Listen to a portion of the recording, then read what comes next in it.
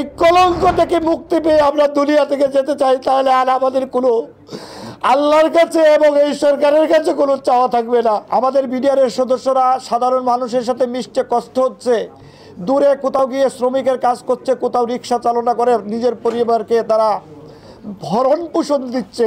আমি ব্রাহ্মণবাড়িয়ার ফকিরমুড়া সীমান্তে যুদ্ধ হয়েছিল, সেই যুদ্ধেও আমি সশরীরে অংশগ্রহণ করেছিলাম।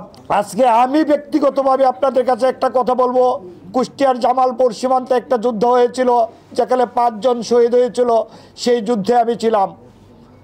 আমি নীলডুমরে কৈখালী বিওপিতে যুদ্ধ হয়েছিল, সেই কৈখালী বিওপির যুদ্ধে আমি ছিলাম। আমি ব্রাহ্মণবাড়িয়ার ফকিরমুড়া সীমান্তে যুদ্ধ হয়েছিল, সেই যুদ্ধেও আমি সশরীরে অংশগ্রহণ করেছিলাম। সেদিন যদি একটা বুলেট এসে আমাকে মেরে ফেলতো, আমি দেশের জন্য জীবন দিতাম, জীবন বাজি রেখেই যুদ্ধ করেছিলাম। 5-স্টার রেটিং প্রাপ্ত বিএনডিসি টেকনোলজির Walton super saver ceiling fan 65% পর্যন্ত বিদ্যুৎ বিল সাশ্রয় করে আপনাকে রাখে প্রশান্তিতে। ওয়ালটন ফ্যান হাওয়া বদলে দেয়।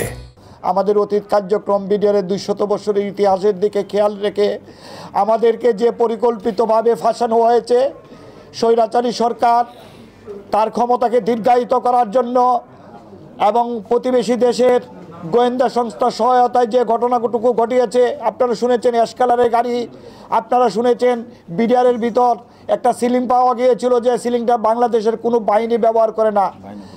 আপনারা বাইনোকুলার পেয়েছেন, যে বাইনোকুলারটা বাংলাদেশে কোথাও থেকে আসে না। আপনারা শুনেছেন ওই দিন বিমান 2-3 ঘন্টা দেরিতে গিয়েছিল, কাদের জন্য গিয়েছিল। এই প্রশ্নগুলো আপনাদের সামনে রেখে গেলাম।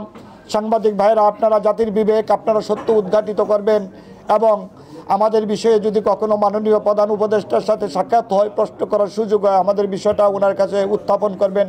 আপনাদের মাধ্যমে সরকার এবং দেশবাসীর কাছে আমরা আকুল আবেদন জানাই, আমাদেরকে মৃত্যুর পূর্বে এই বিদ্রোহের যে কলঙ্ক আমাদেরকে দিয়েছে, সেটা থেকে আমাদেরকে মুক্তি দিন। আমার সন্তানকে মুক্তি দিন, আমার স্ত্রীকে মুক্তি দিন, আমার বন্ধু বান্ধব সহ পরিবার পরিজনকে মুক্তি দিন।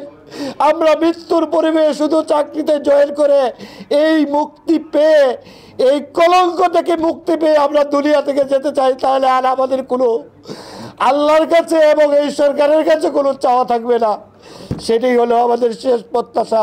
2009 সালে পিলখানা হত্যাকাণ্ডের পরে বিডিআররা যখন বের হয়ে এসেছে, যারা সাজা শেষে বের হয়ে এসেছে, আপনারা দেখুন তো, কোনো বিডিআর কোনো অসামাজিক কার্যকলাপ, কোনো সন্ত্রাসী কার্যকলাপের সাথে আজ পর্যন্ত তারা লিপ্ত হয় নাই। আমাদের বিডিআরের সদস্যরা সাধারণ মানুষের সাথে মিশতে কষ্ট হচ্ছে, দূরে কোথাও গিয়ে শ্রমিকের কাজ করছে, কোথাও রিক্সা চালনা করে নিজের পরিবারকে তারা ভরণ পোষণ দিচ্ছে। এর চেয়ে কষ্টের বিষয় আমাদের কিছু থাকতে পারে না।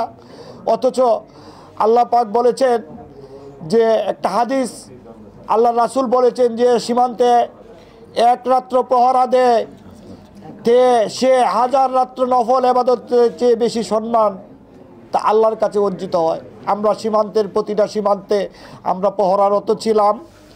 আমরা এই দেশের মানুষকে, আমরা সীমান্তে থেকে দেশের মানুষ ঘুমিয়েছে, আমরা সজাগ থেকে চোরাচালান এবং মানুষের নিরাপত্তা দিয়েছি।